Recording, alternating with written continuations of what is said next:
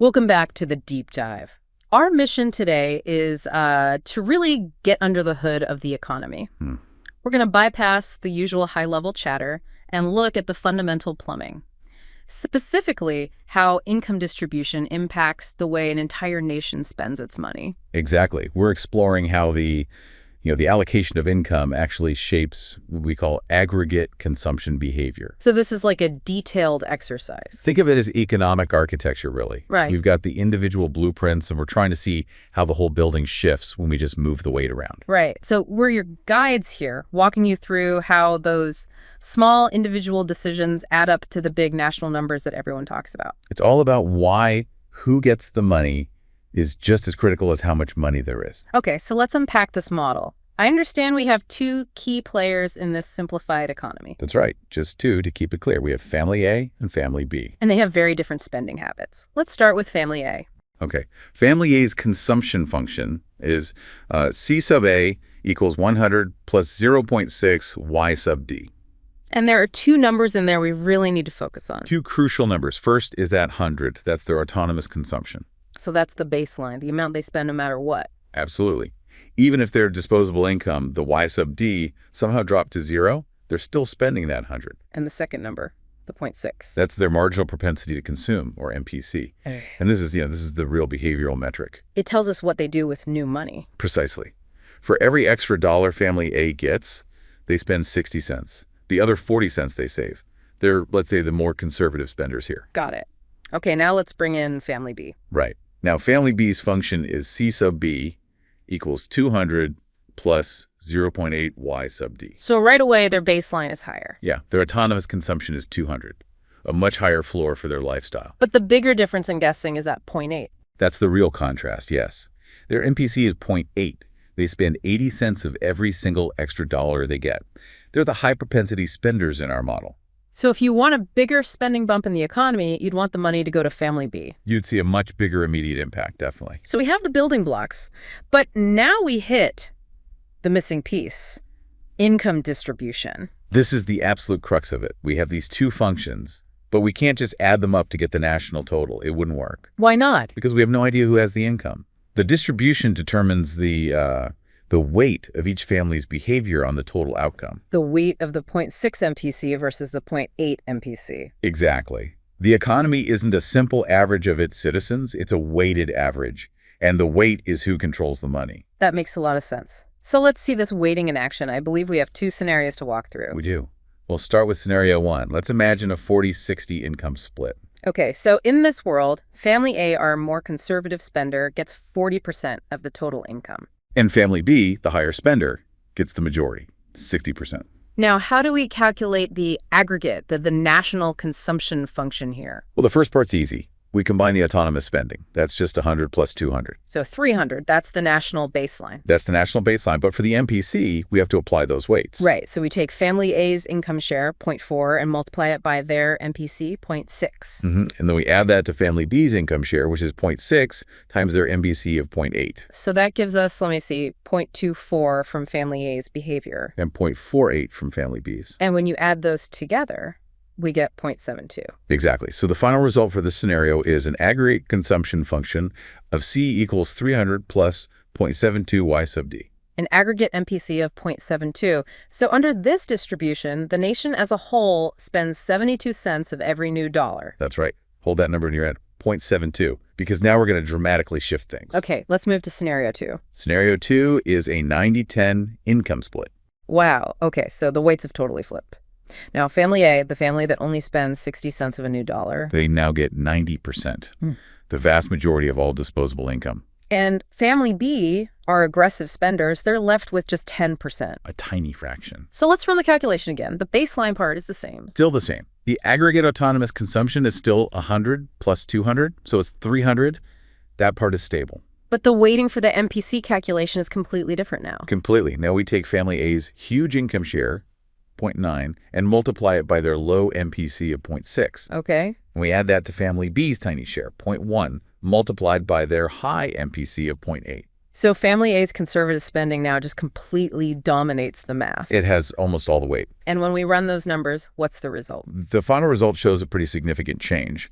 The new aggregate consumption is C equals 300 plus 0.62 Y sub D. 0.62. Wow. Mm-hmm. So this is the big insight, isn't it? Distribution changes everything. Let's just put those side by side.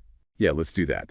In scenario 1, with a 40-60 split, we had an aggregate MPC of 0.72. And in scenario 2, with the 90-10 split, it dropped all the way down to 0.62. Notice the autonomous part, the 300, it stayed exactly the same. The nation's baseline needs didn't change. But its reaction to new income, its willingness to spend, just plummeted by a full 10 percentage points. A 10-point swing.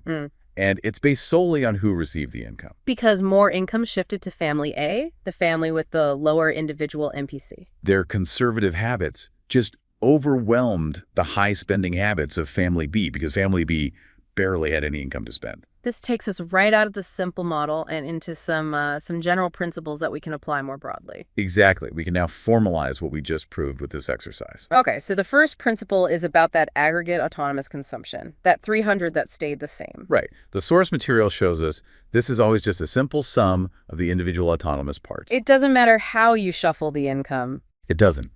Conceptually, everyone's baseline spending, their rent, their basic groceries, it's fixed. So you just add it all up. The formula is just a summation of all the individual baselines. Okay, that one's straightforward.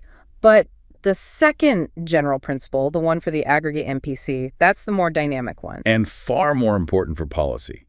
As we saw, it is not a simple average. It is strictly a weighted average. And the weights. The weights are each person's or each family's share of the total disposable income. That's the critical mechanism. So the behavior of the group with 90% of the income has 90% of the influence. That's the rule. And this mathematical reality is what takes us from a textbook exercise right into the real world. It explains why headline numbers like GDP growth can sometimes be, well, misleading. Let's talk about that, why this matters. Let's start with economic policy. The implication here is direct. It's fundamental. Any government policy that redistributes income. Like progressive taxes or social benefits or even targeted stimulus checks. All of those things. They can, either intentionally or not, directly change a country's overall MPC. So if a policy shifts, say, $1 billion to lower-income households who tend to act more like our family B, then you'd expect that $1 billion to hit the economy hard and fast with an impact closer to, 80 cents on the dollar. But if that same $1 billion ends up with higher-income households who might act more like our family A, then the impact might be much smaller, closer to 60 cents on the dollar, which would slow down national spending growth. This also has to be critical for economic forecasting. Oh, absolutely. If you're trying to predict where the economy's headed, just knowing the total income growth rate is only giving you half the picture. It's like you said, you have to know who is getting that growth. Exactly. You have to ask, is the income growth concentrated in a group with a high MPC or a low MPC? A country where 90% of new income goes to the top 10% of earners will behave very differently than one where it's spread out. Even if the total income growth is the same in both countries. You could have strong income growth on paper, but a surprisingly sluggish consumption forecast, simply because the money went to people who are more likely to save it. And this all connects to the biggest concept of all, the multiplier effect. Yes. This is where that small change we calculated, that difference between 0.72 and 0.62 gets magnified and ripples through the entire economy. Remind us how that works. Well, the MPC is the key ingredient in the King-June multiplier. The formula is 1 divided by 1 minus the MPC. So a higher MPC means a bigger multiplier. A much bigger multiplier. So in scenario 1, with an MPC of 0.72, fiscal stimulus would be highly effective. Every dollar of government spending would generate a lot more subsequent economic activity. But in scenario 2, with that lower MPC of 0.62... the multiplier is smaller. Government spending is less powerful. It generates less of a ripple effect through the economy. So distribution literally determines the power of the government's own economic levers. This has really driven home that macroeconomics isn't just about big totals, it's about the internal structure. It's all about where the weight is. Let's quickly review the main conclusions from the sources then, the key takeaways. Okay, first, aggregation needs distribution data. You simply can't get the right answer without knowing who has the income. Second, autonomous consumption is the easy part. It just adds up. It's the simple sum of all the individual baselines, totally unaffected by the income shifts. Third, and this is the big one, the aggregate MPC is always a weighted average. And it's most influenced by the group with the biggest share of the money. Their behavior ends up dominating the national average. And finally, that means distribution drives macroeconomic behavior. Shifting income changes the entire consumption function. It changes how responsive the economy is to any new growth. So, to leave our listeners with something to think about. Well, it raises a really important question, I think. If what seems like a small change in income allocation can cause a 10-point drop in an economy's propensity to consume, what does that imply for, say, the next big fiscal stimulus package? If it's not designed with this kind of targeted distribution in mind, Its effectiveness could be wildly different from what the models predict.